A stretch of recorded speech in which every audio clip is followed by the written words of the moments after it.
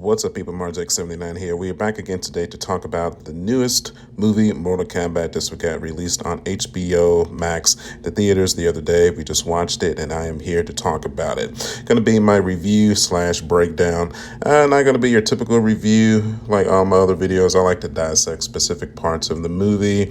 Let's go ahead and start off by saying that if you have not played the game, if you don't play the games, or if you didn't watch the original movies, your opinions of it is going to be a little bit convoluted with typical 2021 movie convulsions of gander. So, I've been a fan of Mortal Kombat since 1993, since the original came out. I've played basically every single game from Mortal Kombat to 2 to 3 to Trilogy to 4, Gold,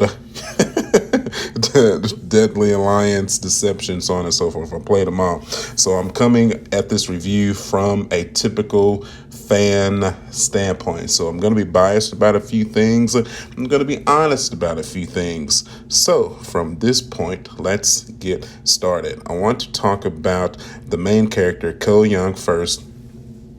So basically the story, it's Scorpion versus Sub-Zero, man. And going ahead and warning for spoilers too. I'm not going to shy away from them. I'm going to just get right into it. So Kang is apparently the descendant of Scorpion. The premise of the movie is Sub-Zero's clan, the Lin Kuei, comes and destroys the Shiryu Scorpion's clan. I mean, it's been the story of Mortal Kombat since the beginning of time. All that is exactly the same.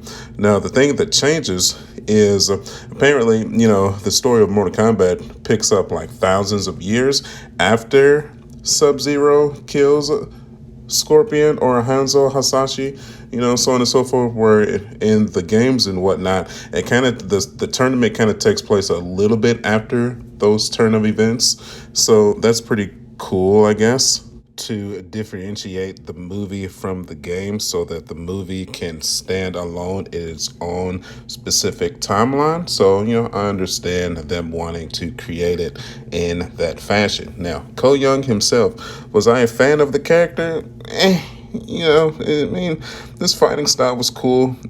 So also in the movie, Raiden is trying to collect all of Earth's champions to combat Outworld so that they can compete in the Mortal Kombat tournament, so that Outworld doesn't take over Earth, because they've won the last 9 Mortal Kombat tournaments. Like I said, so on and so forth. It's exactly the same story. Long story short, the Lin Kuei come and kill all of the Shiryu, including Scorpion, but there is a baby left over. Apparently that is Scorpion's long lost blood. It is reclaimed by Raiden, and the blood of that baby eventually gets to Kang. He ends up an orphan, and I forget what city he's from, but he is the last known living member of the Shiryu. So Outworld is now after all of Earthrealm's champions to take them out before the tournament can actually begin. So the basis of the film is for Kang to find his chi. That is the energy within himself that can be utilized to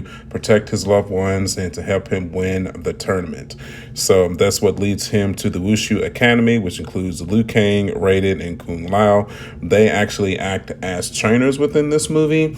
I don't know quite how I feel about that. I definitely prefer the original story of Liu Kang being the main hero. He's always been my favorite character in Mortal Kombat, period. So to see him kind of reduced to a more trainer role, I wasn't really a fan of it. He did have some cool fight scenes though. He got to utilize his fire finally in movie form. We got to see him perform a fatality with his dragon, the dragon fire. That was super cool. I was very happy to see that. I think I still prefer Robin Shao's performance as Liu Kang back in 1995 compared to, I don't know the actor's name that did the new Liu Kang, I'm sorry. But I mean, it wasn't terrible, but I just needed a little bit more. And like I said, I'm going to be a bit biased because Liu Kang is my favorite character. So of course, from your main or your favorite character from the franchise, you're just going to want a little bit more from That, and it just didn't do it for me. Like I said, I was happy with his fight scenes and the special effects of his special moves and the fatality that they let him perform, but I just needed a little bit more. Now, for Kung Long, I feel like Kung Long got more of his personality and got more time to shine in the movie than Liu Kang did. You know, we got to see a very cool fatality from him. He took out Naitiri with his buzzsaw hat fatality. That was probably my favorite fight scene from the entire movie. That was really cool, very, very gory.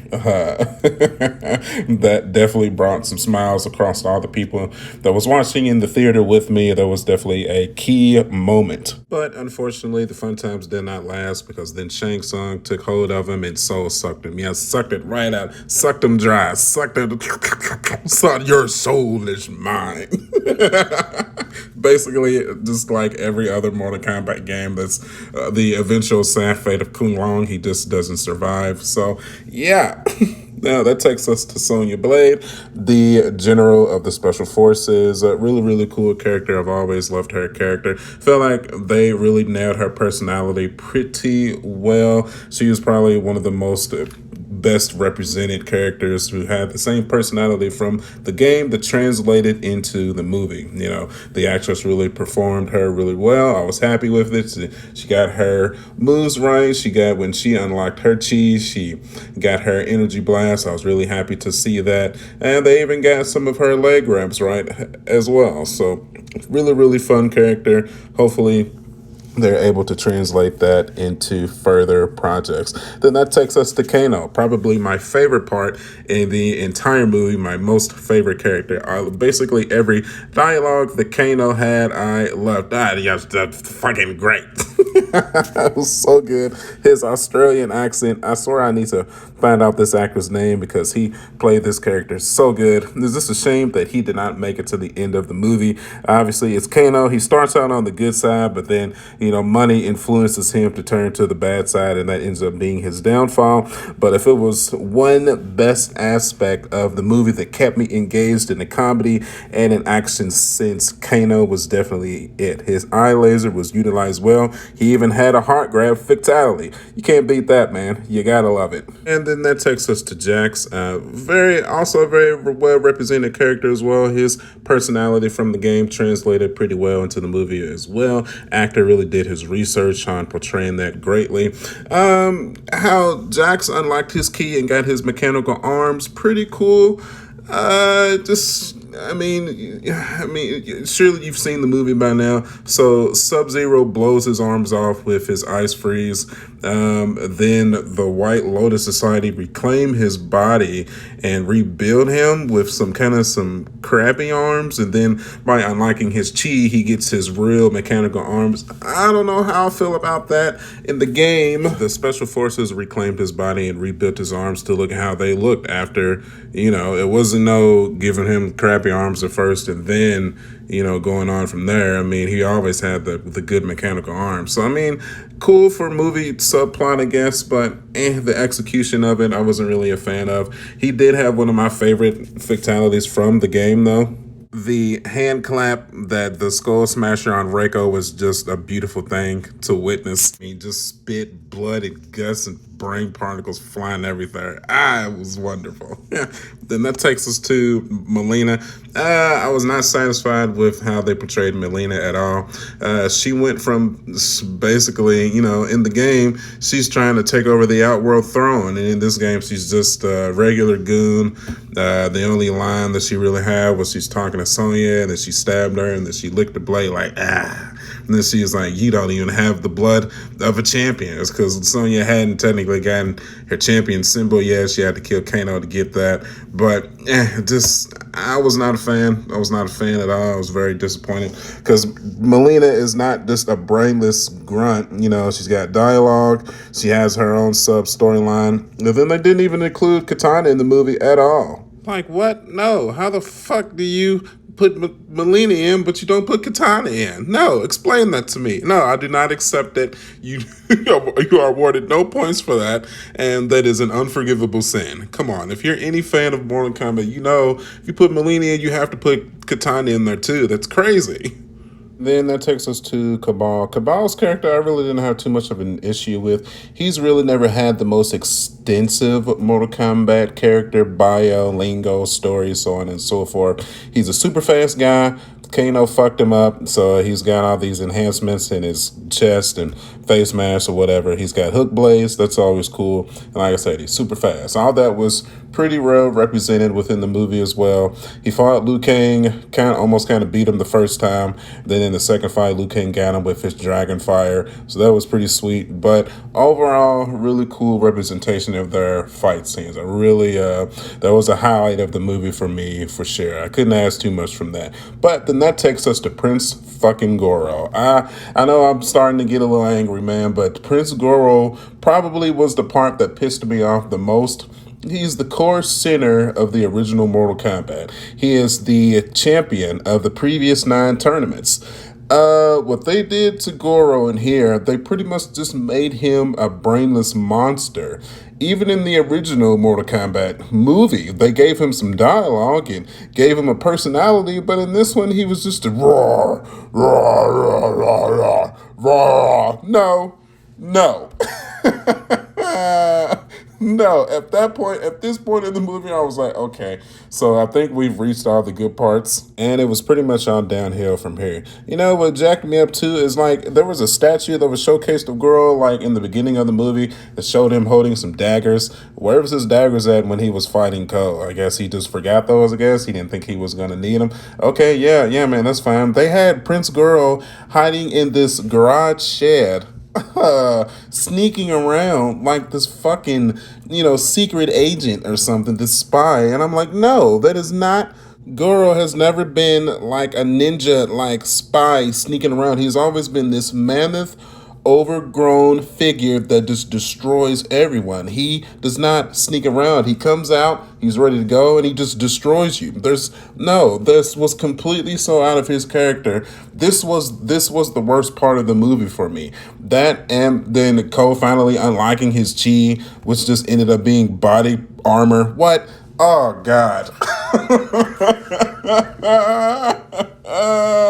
And then he just was able to pull out his swords out of his body armor. God, no. And I know the casual fan that saw the movie was going to be like, nah, man, dude, that scene was cool, man. Come on. He was protecting his family. But, dude, if you've been following the lore of Mortal Kombat for 25 fucking years, that was a slap in the face. That is not Goro. That has never been Goro. And that was never going to be Goro. Terrible. I award you no points. Failure for that. Then it takes us to Lord Raiden. Represented pretty cool in the movie. He had like a casual, kind of cocky attitude going on and trying to push the champions to unlock their key or whatever, so on and so forth. Always gets convoluted and confused on whether or not he can intervene in the trying to help Earthrealm's champions to protect the realm, or what he can and cannot do. I feel like it goes from game to game, from movie to movie, if he can fight or if he can't fight. So, like, throughout the whole movie, Shang Tsung and his coordinates were breaking the rules to, take everybody out. So I'm like, Raiden, why don't you just break the rules too? I don't understand. You're the god of thunder. You can shoot out lightning. Let's maybe try to help some people and take these dudes out, please. I'm just saying. Gosh. And one more thing. I prefer this Raiden to the new Raiden in the movie. The 1995 Mortal Kombat Raiden, I feel like represented the character better. I do prefer the voice as well. It's just better. I mean, I do appreciate not the whitewashing of the characters. I mean, obviously, Raiden is supposed to be a Japanese character, but it's just, I like this Raiden better in the 95 movie. I just did. It is what it is. Then that brings us to Sub-Zero and Scorpion. Like I said, the core foundation of the movie is the rivalry between the Lin Kuei and the Shiryu. Sub-Zero was represented in this movie so good. His move sets and him portraying him as the real true villain of the film was just, it was so good. Because usually Sub-Zero is kind of a good guy. I know in the original 95 movie, he was fighting for Shang Tsung too, but if you play the games, Sub-Zero usually fights for Earthrealm. So to kind of turn that around and have him fighting for Outworld was a little bit weird, but it came out good. It was so good. Like the choreography of the fights between Hanzo Hasashi and by hand was good too. That was definitely some of the best fight choreography of the entire movie. When Scorpion got his powers and the final fight scene between Scorpion and Code versus Sub-Zero was really good as well. I really don't have any major complaints when it comes to the costume choices and designs for Scorpion and Sub-Zero, the dialogue between the two characters, and the fight choreography. Like I said, it was really good. I wish we could have seen more of Scorpion. It sucks that we just had the fight scene at the beginning of the film and just the fight scene at the end. I really wish he would have maybe came back as Scorpion a little bit earlier so we could have gotten more dialogue from him to maybe figure out, how he was able to escape the Netherrealm, so on and so forth, how he was able to come back. But, if you play the games, then you kind of already know that story anyways. It just would have been cool to maybe translate that better into a movie side of things as well. But overall, this was definitely the meat in the core story, and then everything else was kind of just the side potatoes and veggies and juice or whatever, my analogies.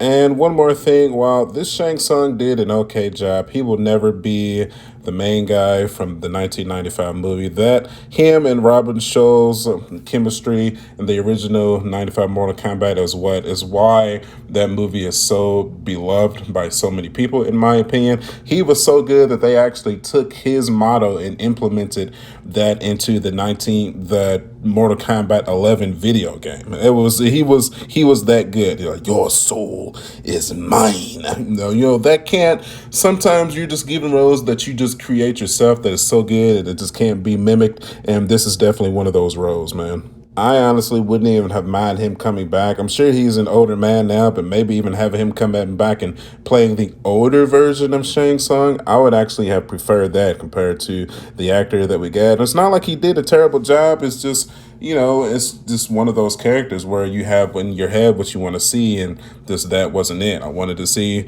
my guy here. So that's all it is to it, man. And like I said, I mentioned Reiko was in the movie, but he was just another one of those brainless behemoths that didn't really talk a lot. He just, here's good guy, go kill good guy. And then he died. That was basically it. He was just basically there for Jax to kill. And that's it, man. That's it. Nothing else. And of course, after it's all said and done and they win the day and they defeat Sub-Zero and Shang Tsung gets sent back to Outworld, then Raiden's like, it's not the end. Shao Kahn's coming too, so we need to prepare and collect more champions. And then Cole's like, I have an idea. Then we get our Johnny Cage reference where he's going to Hollywood to recruit Johnny Cage. Why was Johnny Cage not in the movie? He's been an original character in Mortal Kombat since the beginning. Not including him seemed a little bit ridiculous to me. I understand that he's definitely there for comedic relief, and Kano definitely took on that responsibility, and I'm happy that they did that. But it still would have been cool to maybe have some Johnny Cage and Kano banter. Maybe they just couldn't find the right actor to portray him. Just unfortunate. If we do get a sequel for this film, I think that would be the first order of business. If I had to pick out my own actor to portray Johnny Cage, I think Ryan Reynolds would be a perfect choice. I don't know if they would be able to afford him, though. Ryan Reynolds is pretty big time now, so maybe. But that would be my personal choice. Now, I bet some of y'all thinking, like, dude, did you even like this movie at all, man? Yes, the answer is yes, man. There was some aspects of this movie that I absolutely loved. There were some aspects of this movie that I meh. Then there were some aspects of this movie that I absolutely despised. It's definitely not perfect. It's definitely not my favorite video game movie of all time. I think that still belongs to Sonic the Hedgehog. But this was not a bad film. Do not get the wrong idea. I did not hate this film. I enjoyed it. I was popping popcorn. I was sipping on a good beer, and I enjoyed myself. But just my mind that has all this Mortal Kombat lore in it didn't allow me to fully enjoy it to the absolute T. Honest to God, I wouldn't even mind seeing a sequel for it. I enjoyed the film that much. I just hope that they're able to rectify a few things, maybe cut some corners here and there, and tighten up that story a little bit and include the right characters that should have been in there from the beginning, like Katana and Johnny Cage. I just hope that they definitely take the Mortal Kombat lingo to heart and bring back some dead characters as well, like Kano, Goro, Sub-Zero, characters like that. There's no way you make a sequel to Mortal Kombat and not include some of those characters again. So, yeah, man, okay. I've been going on at it for almost 20 minutes now. Let's cut it right there. How did you feel about the film? I want to know your opinions. Write it in the comments. Let's talk. Do you think I'm crazy? Do you think I'm right? Post it in the comments below. Let's keep the discussion going. Let's keep it clean, though. Nothing too crazy, but let's keep it going, though, man. So you know the drill. If you like the video, hit that like button, share the video. As always, you can follow me at youtube.com/smartjack79. Also on Facebook, Instagram, and Twitter. Make sure you hit that notification bell icon so you know whenever I upload a new video. And as always, I will see you guys on the next one, my friends. I'll catch you guys later. Bye.